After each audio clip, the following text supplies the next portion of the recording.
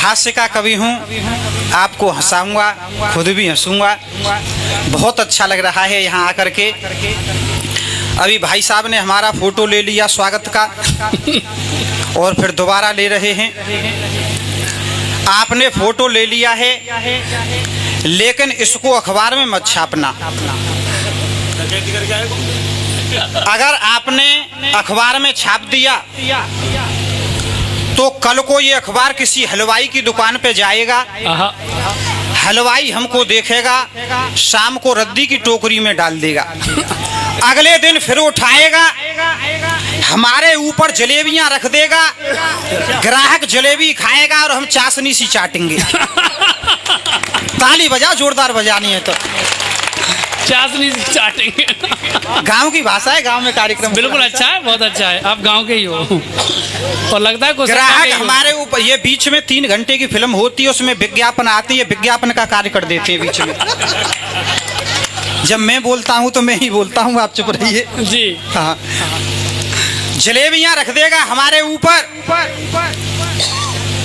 ग्राहक जलेबी खाएगा और हम चाशनी सी चाटेंगे और तालियां तो अगली पंक्ति पे होनी चाहिए। इसके बाद ग्राहक हमको फेंक देगा, हमें कुत्ता चाटेगा। अच्छा है, इसलिए इसको अखबार में मत छापना। बहुत सुंदर। हाँ, इतना कर सकते हो। हमारा आपने फोटो ले लिया है, इसकी एक बहुत बड़ी फोटो बनवा लेना, क्योंकि दिन रात तुम बाहर रहते हो और घर में लगा देना। घर में एक आदमी का रहना बहुत जरूरी है। इतना कर सकते हो आप। लंबरदार जी आनंद ले रहे हैं, आप सभी आनंद ले रहे हैं। बहुत अच्छा लग रहा है। पढ़ाई की बात की, बस्ते की बात की। जब मैं छोटा था, कक्षा 4 में पढ़ता था, तो मैं सत्य बता रहा हूं, मैं ऐसे परिवार से हूं कि मैं कभी, लंबरदार साहब, कभी पैदल स्कूल नहीं गया। इतने अच्छे पैसे वाले परिवार से हूं, मैं कभी पैदल स्कूल नहीं गया।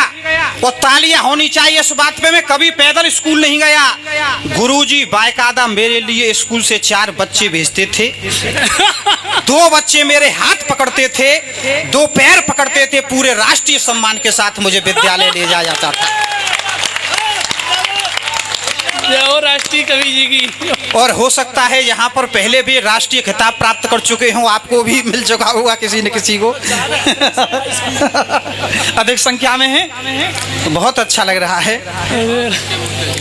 तो जब मैं 4 में पढ़ता था तो वो छेवा लगाने वाले आते थे, डुप्टी साहब आते थे, बड़ा डर लगता था। छेवा वाले आते थे तो भागा आता था। हालांकि वो स्वास्थ्य के लिए लाभदायक होते थे, लेकिन डर लगता था।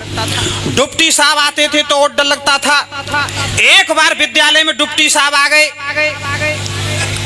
और सीधे हमारी ही कक्षा में आई और एक लड़के से बोला, डुप्टी साहब बोले कि रामलाल खड़ा हो जा।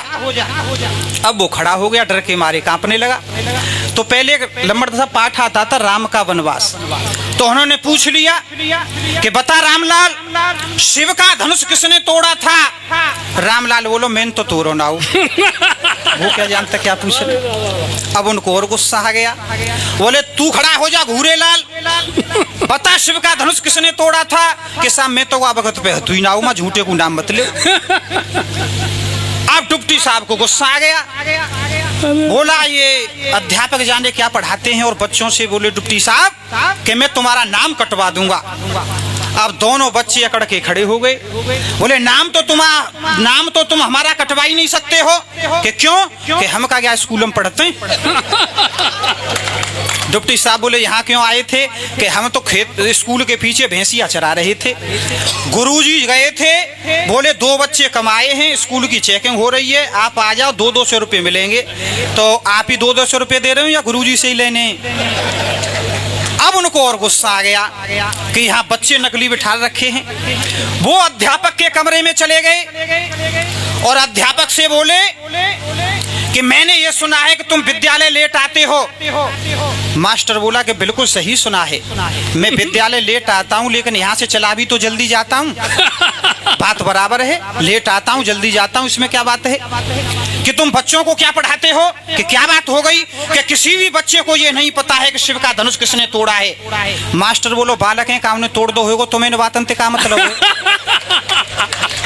अरे तुम पढ़ाई लिखाई की बात कीजिएगा, तुम्हें इस बात से क्या मतलब है किसी ने तोड़ दिया होगा? कि चलो धनुष की बात छोड़ो, ये बताइए कि बच्चे नकली बिठा रखे हैं। भाई साहब बहुत महत्वपूर्ण बात कर रहे हैं, मैं धन्यवाद देता हूं। तब कहना चाहूंगा, मास्टर से बोले डिप्टी साहब ये बच्चे नकली बिठा रखे हैं। तो अध्यापक बोले कि मैं ही कौन सा असली हूं? अध्यापक तो हमारे यहाँ ताऊ हैं, वो आज मंडी में धान बेचने के लिए चले गए हैं और मुझसे कह गए कि तू चला जा और मैं आ गया हूँ। अब साहब डिप्टी साहब का गुस्सा और बढ़ गया, वो सीधे हेड मास्टर के कमरे में चले गए। बोले क्या लगा रखा है कि क्या हो गया? कि बच्चे नकली हैं कि और कि मास्टर नकली हैं कि और? तो हेड मास्टर बोले कि मैं कौन सा असली हूँ? हेड मास्टर तो हमारे यहाँ बाबा हैं, आज वो भात लेकर के चले गए हैं और मुझसे कह गए हैं कि डिप्टी साहब आएंगे, ये रजिस्टर ले जा, 10,000 रुपये ले जा, डिप्टी साहब को दे देना। ये आपके 10,000 रुपये रहे, ये रजिस्टर है, इस पे साइन कर दो। अब साहब इतनी तालियों के लिए तैयार रहना जो आज तक आपने बजाई नहीं हो, जो अब तक बजी ना हो। उन्होंने 10,000 रुपये रख लिए, साइन कर दिए और हेड मास्टर से बोले कि वो तो मैं हूं जो 10,000 रुपये में मान गया हूं, अगर असली डिप्टी आ जाता तो?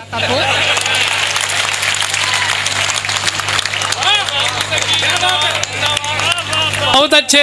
अब तालियां आगे पे और आनी चाहिए।